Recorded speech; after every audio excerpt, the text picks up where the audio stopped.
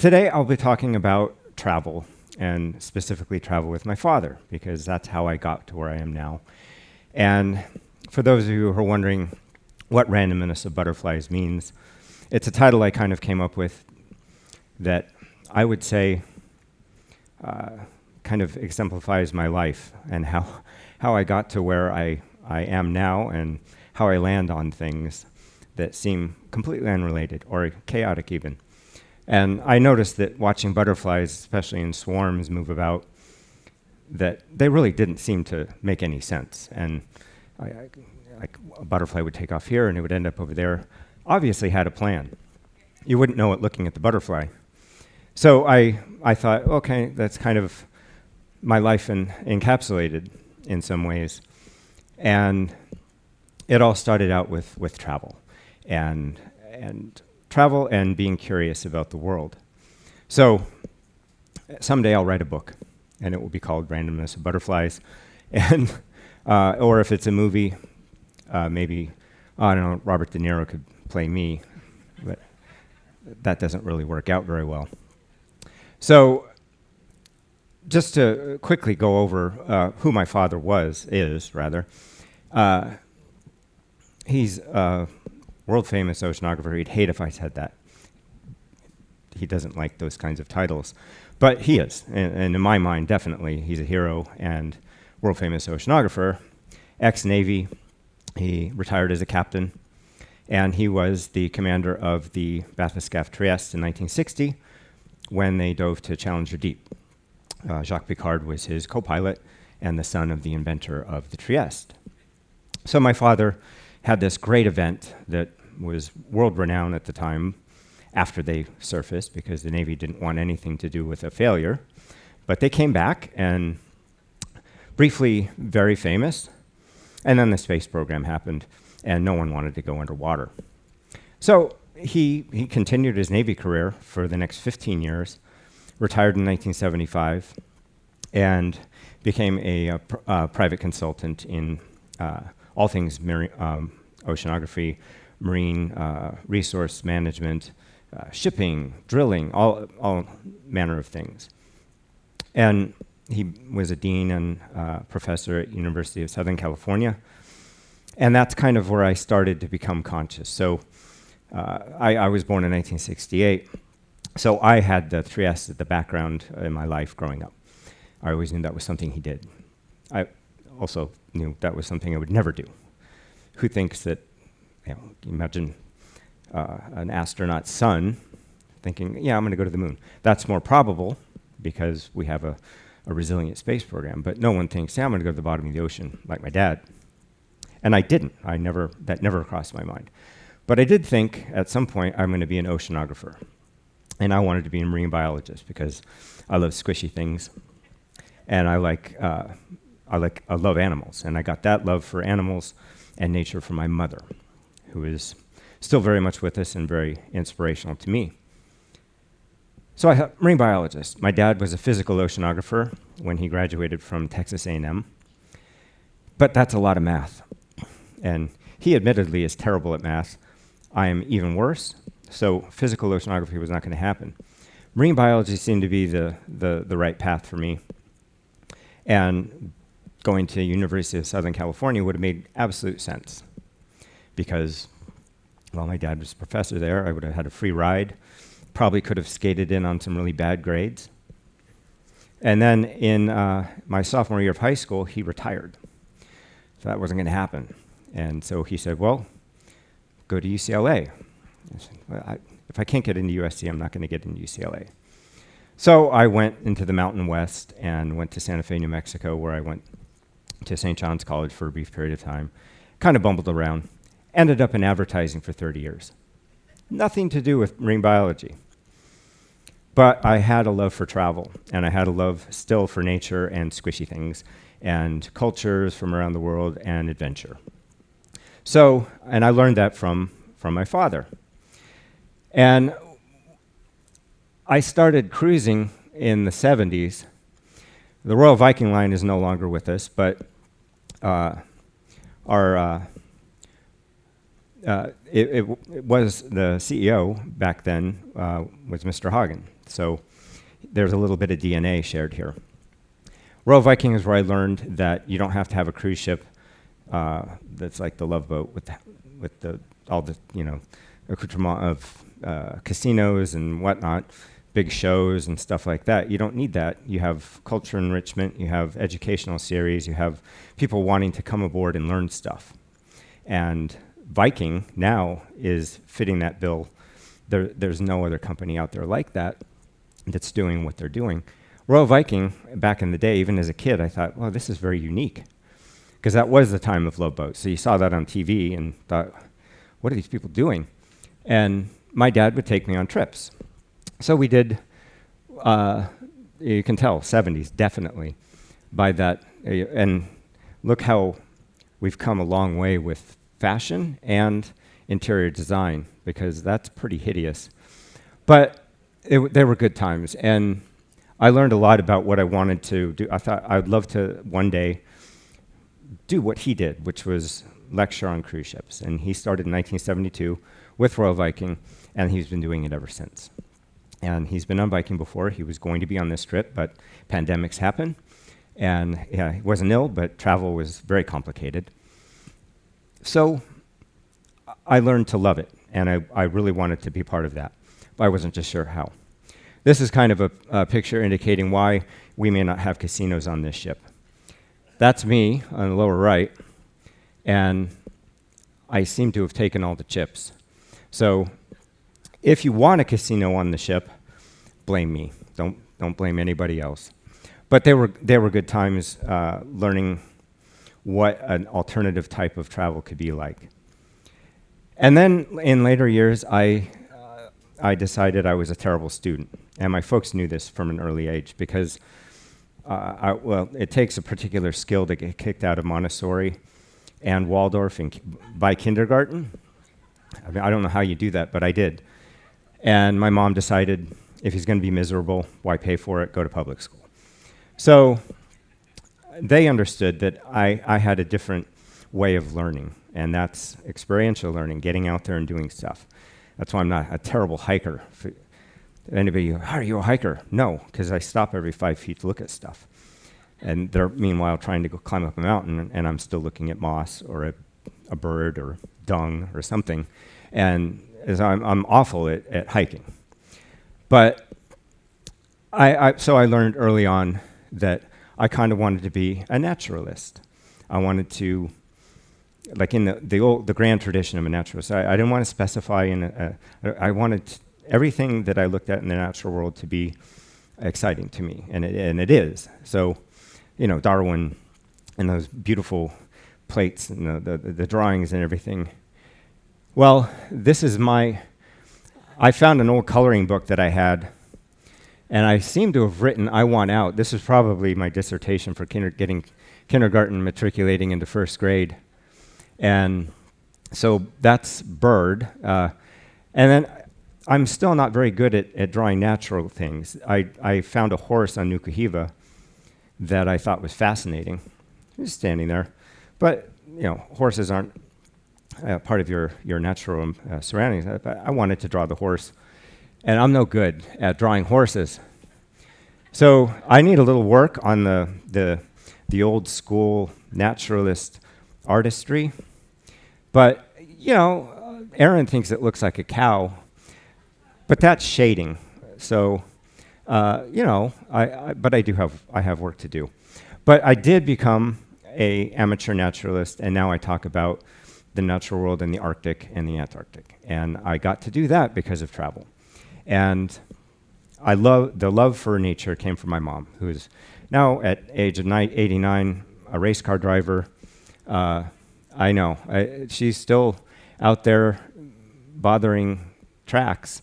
And we decided we would learn how to rally race at her behest. She wanted to do this.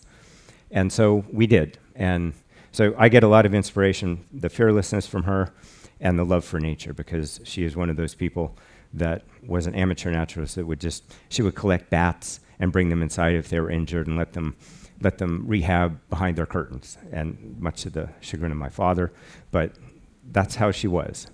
And I got that from her. And then my dad, I got the love for exploration, travel, and the oceans. And that's me wondering why I'm standing there. So, my first big trip outside of cruising in the late 70s was to the USSR.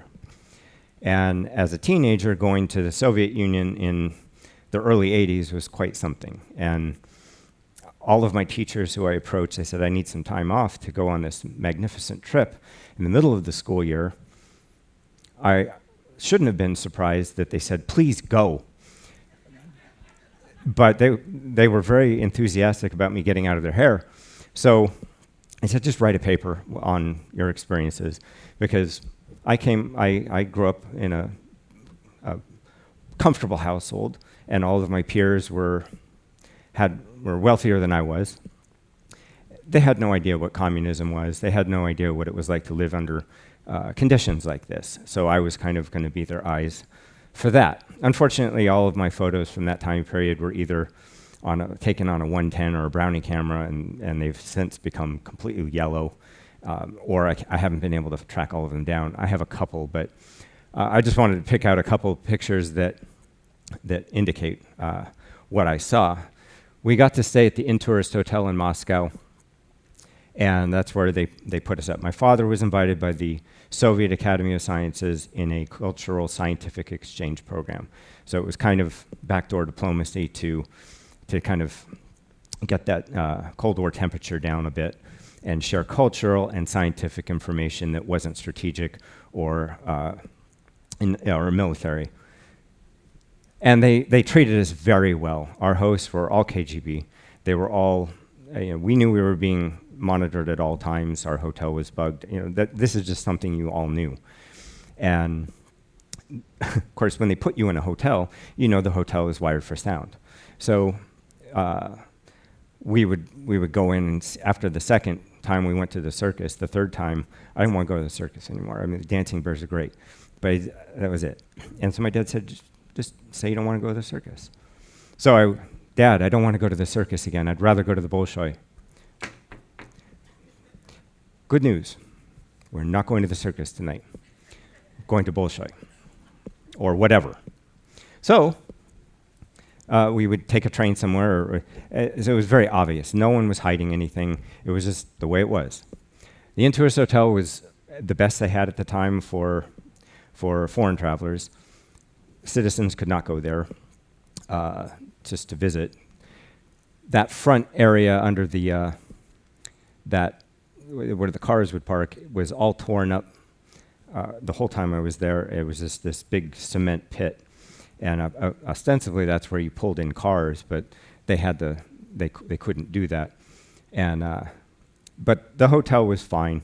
They had a little breakfast nook on each floor, and where you could get some sort of meat and something that was white, and probably a sour cream type thing. This is what stands there now, the Ritz-Carlton. Little better room now than what they had at the Intourist, but it is kind of sad. I haven't been back to Russia since the Soviet Union fell, so I don't know. I wish I had seen that again. I wish I was able to revisit some of these places that are no longer there. Slavansky Bazaar is where we had a big dinner party with all of our hosts, and the band was playing up in the balconies. They were playing what they thought was Western pop music. They were all dressed in Dodger uniforms for some reason. And there was a white dance going on, where the women asked the men to dance. So my father and I were probably married off at some point that evening. But it was a lot of fun. And again, the Soviet, our hosts were extraordinary. They wanted to show us all the wonderful things the Soviet peoples have done for tourism, for their culture and everything. And it's true. They showed us their culture, and beautifully so. As far as, let's say, I couldn't spend any money because they wouldn't take American dollars. I couldn't use them. That was forbidden. So they just gave us stacks of rubles to buy stuff with. There's nothing to buy. Amber jewelry, postcards, and those little aluminum hero pins, the Lenin pins, and all these knockoffs of Soviet-era war pins. That's it. So I have a lot of those. Russian Academy of Sciences, this was their main headquarters. We spent most of our time at the library, which did not look anything like that. I couldn't find a good picture of it, but that building is amazing. So some of the architecture in Moscow was stunning, and even as a teenager, I found it to be very interesting. We did the Red Arrow Moscow to Leningrad train, and that was something else. Didn't look anything like this. This is a current picture that I stole. And it looked much different. It looked more like, so the samovars, where you get your tea at the end of each train car, the rooms looked like that, except without the tea. So you go down and you get your tea. But as you can see, there's a little, all the embers and the fire. So fire on a train is probably second only to fire on a ship. But we made it, and it was a magnificent trip, but it was loud, noisy, and smelly. And then I said to my father, since we're in Soviet Union, I want to fly an Aeroflot. And at the time, Aeroflot couldn't enter the United States. Safety record was atrocious. But internally, you could fly to other Eastern Bloc countries, and we actually flew to Kiev on an Aeroflot, because he relented and he said, "Okay, we'll fly Aeroflot." That was terrifying. I've never seen so much duct tape used on a plane before, and I've seen duct tape being used in small Embraer, turboprop planes and stuff. They just hold up the tray table or whatever. Never seen it on the outside of a plane. And that was a terrifying flight. My dad has flown millions of miles in his career. This is the only time I ever saw him scared. And then this is me and Tolya Segalovich in Red Square. And Tolya is probably the number one expert in submersibles in the world. He's still alive. He still lives in Russia, and he was the head of the Mir program. There are two research submersibles that are now mothballed, unfortunately, because they don't have any money for that kind of thing. They're very expensive to keep up. But Tolya was the gentleman who ran the program for James Cameron when he filmed Titanic. So Tolya knows what he's doing. But I met him back then, not knowing that I would still know him now. And we got to hang out together on Cameron's expedition in 2012. So that was fascinating, being able to visit the Soviet Union like that as a teenager and understand that we were very privileged in where we were growing up, and that the world was quite different. And that gave me a love for culture and for learning about other places in the world that has carried over to today. Fast forward, I spent 30 years in advertising, and I thought, I'm done with this. I like the work, I like the creativity of it, but I wanted to go back to that love for squishy things in the ocean. So I thought, okay, I'll go back to school and I'll start again and get a science degree. That's truly starting again. And at my age, it wouldn't have been, being awful at school and not liking it much, I thought I need to figure out a different way to do this.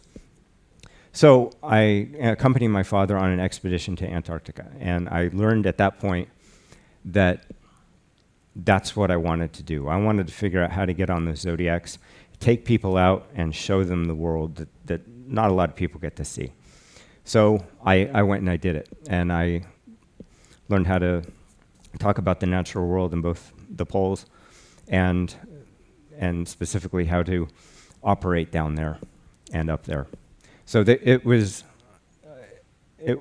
not a long process, but it was an intense process. Those are the things that all those places have in common. Ice cream.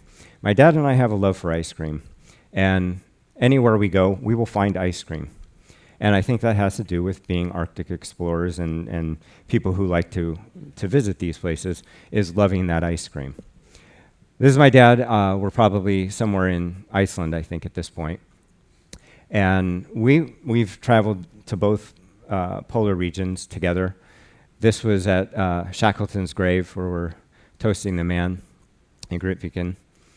And then on South Georgia, which if you're ever going to do an expedition, and I would say with Viking, someday they will be going to South Georgia, I'm assuming, because South Georgia is one of those places that's it's beyond words. And you will see every animal that you would see in the Antarctic except for emperor penguins. You will see, but you will also see beautiful geological formations. You'll see plant life, which you will not see in Antarctica except for maybe lichen if you're somehow digging down to the rocks. But this is truly an amazing place, South Georgia. And the smell is something else too, but because we're talking 500,000 breeding pairs of king penguins, the noise and the smell, but you get used to it. It's like anything else. And then in and amongst those guys, you've got the babes come up to you, and of course, as any traveler knows that interacts with wildlife, you don't approach wildlife. They don't know that, and they don't have any predators on shore, so they're curious about you. They'll walk up to you and try and figure out if you have any food for them. And this guy was nibbling on my knee for quite a while. My dad got some pictures of that. And so they engage with you, despite your best efforts to be completely neutral. And then I think we've all felt like this on the ship. I know I do. And eventually, when we get home, I probably will still feel like that for a while. But this was on South Georgia, and I couldn't help. He almost looked like he was really embarrassed. And they make all sorts of noises, burps, and they're trying to figure out if you're their mom. They'll waddle up to you too, and they'll nibble on you to see if they can't feed, because their mothers by this point have left, and they have to figure out that, well, to get food, we have to learn how to swim and get out into the water. And they eventually do. And this was one of the points where I decided I need to learn how to do this so I can be out here frequently. And this was at Paradise Bay, learning how to kayak in and amongst the ice. And that's kind of at the point where I thought I need to learn how to drive these and learn how to talk about these places. So I did. And that was kind of the new, my new tact. And being able to get out there every year, with the exception of the last 2.5 years, and be able to see that as my office space was very nice. And because the last 2.5 years have been so challenging, I bought a Zodiac, and I'm now learning how to talk about my local area, because I live in Southern Oregon on the coast, and I can take those boats out, and it's like exploring a whole new world. I see it from shore all the time. Now I'm in boats, and you see completely different stuff. The animals, the plant life, the water, the way the water moves at different times of the year. This is in Ilulissat, Greenland, and just a quick shout out to our experiences on Viking on a small ship. The expedition ship I was on was 230 passengers. It was fine. Ilulissat is a very small town. I want to say about 3,500 people. And that's where the World Heritage Site for the Jakobshavn Glacier is. Massive outflow of glacial ice. Probably that's where the glacier that sunk the Titanic came from. So you land, and then you hike out to it. While we were there, another cruise ship came in, very large, I won't mention their name, 4,000 passengers, arriving at a town of 3,000 people. So they've more than doubled the size of the town. So think about trying to offload 4,000 people to that dock. We moved our boats so they could get their tenders in. They would come in 2 at a time, 150 people per tender. It took them 4 hours to do the landing, to get people. Then they had to hike several kilometers out to the glacier, and then back, and then 4 more hours to get everybody back to the ship. And they completely destroyed that dock with their tenders. It got swamped. So small ships in places like this are the key. And Viking does that. So I just wanted to show you that And those are all, of course, fishing boats. But there's a threshold for travel. And a lot of large ships go to the Antarctic, and they do flybys, so you don't get off, because it takes a long time. And there are rules in place that in any one landing, you're limited to the number of people can be on land at any one time. So if you're limited to 150 people, think of a ship of 4,000 people. One, you couldn't get everybody ashore. You'd have to stay there for days. And two, you'd overwhelm the place. So it's a beautiful thing. Of course, in the Arctic, we have the polar bears. I am a bear guard, but not really, because I'd rather drive Zodiacs, because bear guards, after we clear the beach and make sure that there are no bears present, everybody comes ashore, bear guards set a perimeter, and then they just stand there. They stand there freezing because they cannot move because we've set up a perimeter, and they get eaten by mosquitoes, and they're standing in the freezing wind, rain, whatnot, looking for polar bears. Meanwhile, I've dropped all of my passengers off, or I'm taking them on a cruise around the ice in a Zodiac, looking at the poor bear guards standing up on a ridge looking for bears. I wave to them and go about my business. So I prefer Zodiac driver to bear guard by far. Beachy Island, which is where the Franklin expedition, several of their members met their fate. Horrible place. Windy, cold. It's like that all the time. There's a challenge because you can't see the top of the mountain there. If you can't see the top of the mountain, you can't see polar bears. So that's when being a bear guard gets a little more interesting, because you're constantly looking through the fog and through the mist to find something that looks like the fog and the mist. And this is kind of my happy place, being able to crunch through ice like that in these Zodiacs. They are indestructible. They are unsinkable. You can puncture several of the chambers and still be floating and make it back to the boat, back to the ship or to shore. Highly resilient, and they're the only way you can explore places like this that way. So I highly recommend looking into talking with Viking about expeditions in the future, because they're just coming online now, and that's the way to do it. And then I get to rest.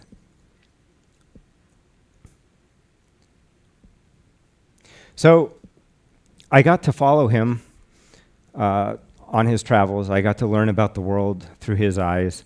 I got to experience different cultures and different countries where that were far different from mine. But I never thought I'd get to follow him to the bottom of the ocean. Lo and behold, in 2020, I did. Victor Vescova, as some of you may have seen my first talk about, invited me to go back to where my dad dove in the Trieste. So I got to follow in his footsteps in a completely incredible way to go to the same spot at the bottom of the ocean. So talk about father and son, that was truly weird to be able to do that, because I had no expectation that, kids grow up to be, their fathers are a lawyer, they become a lawyer or a doctor or whatever, or a marine biologist or an oceanographer. This was totally incredible. So I got to do that, and just here's a minute clip that Caladan Oceanic, the company that created this whole dive system, put together. In 1960, my father, Don Walsh, at the time lieutenant in the United States Navy, traveled with Jacques Picard to the Challenger Deep, 7 miles below the surface of the ocean. They decided to go where no one had gone before on this planet. It was just something that was always part of my growing up. Dad went there, he did that, and now I'm going to do it. Alrighty, welcome. Thank you. Let's get this going.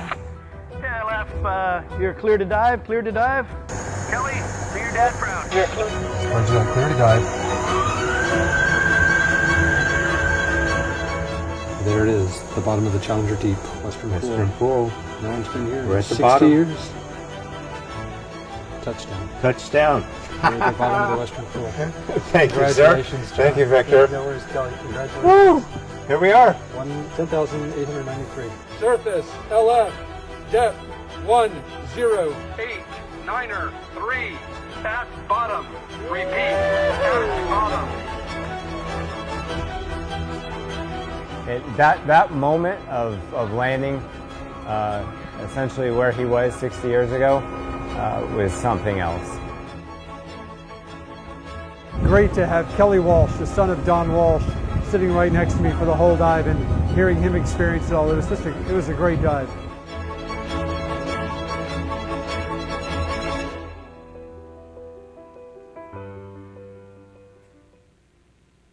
So I got to do that. I don't know what's next. I don't know that I can't top that. You know, people did ask me. I was interviewed by Forbes. They said, what do you want to do now? Really? I mean, how do you answer that? I've gone to where my dad went in 60 years prior. How do you follow that up? And he hasn't been to space, so I said, oh, maybe the moon. Why don't I go to the moon? The way my life goes as a butterfly, I wouldn't count that out, because somehow I may end up on a rocket ship to the moon. Erin might put me there,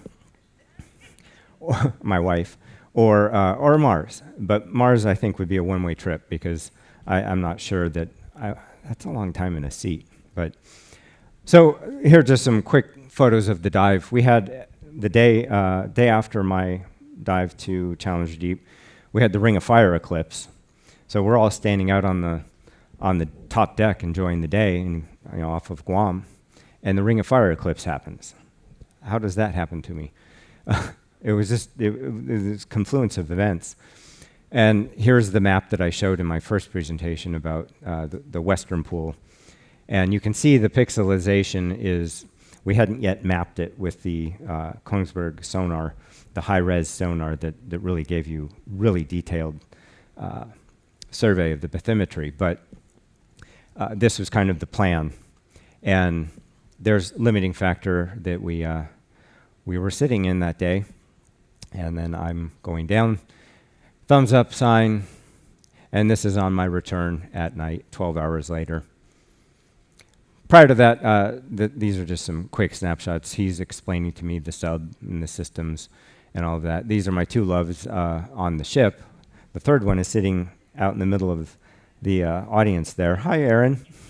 She was with me, so I got to bring my wife on this adventure, and so she got to bite her nails while I was down 7 miles below. So that was the morning of the dive, getting ready, and I'm ready. This is hilarious. So we've got all of this great technological equipment, best in the world. No one else has this.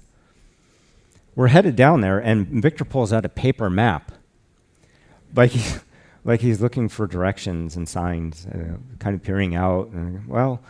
And so he seriously unfolded a map from a pocket he had and looked at it, and we made a plan to go a certain direction. So even down there, you're pulling out maps, you're looking and asking for directions. Luckily, there was nobody to pull over and ask. And this is the 10,000 meter patch that Kathy Sullivan had designed for all of us, and Victor presented that to me because Kathy couldn't fit in here also, but she dove the dive before. And this is looking at the hatch of the sphere, 5-foot diameter sphere. And then a couple shots of the deepest part on the planet. 10,911, I took pictures of our altimeter as we went along the seafloor, and it changed dramatically. So it was fascinating to see. You can see the red part was our theoretical bottom of the seafloor that we didn't want to necessarily bump into. But completely looked like the surface of another planet. And again, I wish I was able to pick up a rock, but sorry, Barry, we couldn't get a rock. And this is the boredom that Erin can attest to of, we're exciting. We're down there in our sphere and looking and exploring. This is mission control while we're doing it. So Erin was watching all of this unfold, which this could be a movie. But it's a still picture because nothing happened really except for every 15 minutes we would check in. So that they could kind of tell where we were and what we were doing, and we would check in audibly and say life support good and give our position. And there is Aaron after my return to the surface greeting me, so that was the best thing I could have seen all day. And then I had to call my dad from the ship phone. So I called him as soon as we were back and let him know that I was safe. Of course, he knew because Aaron was texting all of the goings-on of us to my sister in Seattle, and my sister would relay the information to my folks. So everybody was clued in, but I gave him proof of life when I got back aboard to talk about it. And of course, I had to wear the hat, Bathyscaphe Trieste, and Pensate Profunde, Think Deep, was their kind of their tagline. And it came time to say goodbye, and so Aaron got a picture of me hugging Limiting Factor, the submersible, one last time before we left Guam. And that was me thinking about Guam and all the adventures that we had. So I just wanted to talk about my travels and my experiences in some unique travel adventures and explorations. But really, all of this travel, I mean, it's a universal theme, especially this travel with my father and that connection, that relationship. I know there are people aboard who are traveling with their parents, and it's been heartening for me to see people out there doing what I've been able to do with my dad and build that relationship, and that will never go away. And he gave me something that I couldn't have learned in school ever, and they were rightly worried that I was not going to learn anything in school, so they let my dad take me on trips, and I learned a lot. And so it gave me an appreciation for the world that I'm still exploring today. So, and that's how I ended up on a stage here, because I wanted to talk about my experiences on the ocean, in the ocean, and over the globe through the years. This is an interesting little epilogue that kind of relates to travel and to butterflies and to the kind of serendipity of things. The day we arrived in Nukuhiva, I'm sitting on the bed looking at the daily program, and out of the corner of my eye, I see this fluttering on the deck on my veranda, and it's a bird, and it looked like a juvenile frigate bird, and its wings were spread out, and it couldn't fly. It looked very confused and injured, and it was trying to bump up against the glass. And so my love of travel brought me here. My love of nature brought me out on the deck to figure out what to do with this bird. So here's the bird sitting on our deck, and she was very scared, of course, but resigned to her fate, I think, because it really stopped moving for a while. So I took a towel, and I've rescued quite a few birds that have hit windows at my house. And I'll wrap them up, and I'll put them in a dark place, or I'll hold them like this so they calm down, and frequently they fly away. This was a larger bird, and she was breathing heavily at first, and then she calmed down and stopped that. And we called the relevant authorities on the ship, and we had an officer come up, and Barry and Jerry, we decided, well, we're going to take this bird up to the 8th floor and put it in a box, let it calm down in the dark, and then hopefully there's enough of a runway up there on the deck that it'll fly away, because frigate birds have a horrible time taking off. They land in the water, they're dead, generally. This was a juvenile, so it probably had very little chance of survival. But we thought, well, we can't just... My first thought was, okay, well, I'm on the 4th floor, let it go, and it'll fly away. I would feel terrible if it just went into the water. So I didn't want to do that. So we put it in this box, and then we went ashore. Our work was done, and we did what we could, and hopefully this bird was going to make it ashore, but there were some issues with bringing wildlife on shore, even though this bird came from here, ostensibly, because we found it on our deck the morning we arrived. So Aaron and I do our excursion that day. That was still where independent travel was. We were part of a group. And we come back waiting for the tender. There's the box, and the bird is sitting on the end of the pier. And I'm thinking, wow, okay, so the crew brought it over on the tender and let it sit there, but we were on shore for 3 hours. So I don't know how long the bird was sitting there, but it looked like it was still kind of trying to walk with its wings, and they're very clumsy on land. Beautiful flyers, but clumsy on land. And it looked like it was about to go into the water. And it just took off. Took off, it did 2 circles around us, and then flew away. So that kind of wrapped up my whole, the love of nature, the love of travel, all in one place, the serendipity of it, finding my balcony, and then Jerry and Barry, we're working it as a group to bring it up, and kind of thinking in the back of our minds, well, okay, maybe it's not going to make it. We don't want to know about that necessarily. We saved it. It flew off. It had lots of kids and is eating breadfruit somewhere. It turns out it probably is. So, not that frigate birds eat breadfruit, but I was happy to see that. Erin points out this. She goes, "That's your bird." And I thought, okay, it's another frigate bird. Why is it sitting there? And then I saw the box that the gentleman put him in.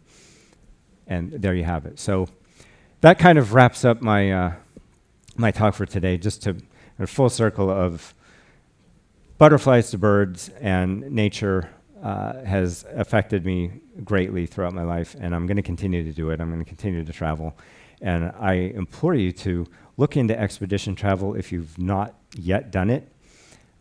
It's a unique way to see the world. This is the best way to see the world on the oceans, on a larger ship, bar none. Get on their expedition ships, and you're sure to see things you couldn't imagine. So I thank you very much, and have a great afternoon.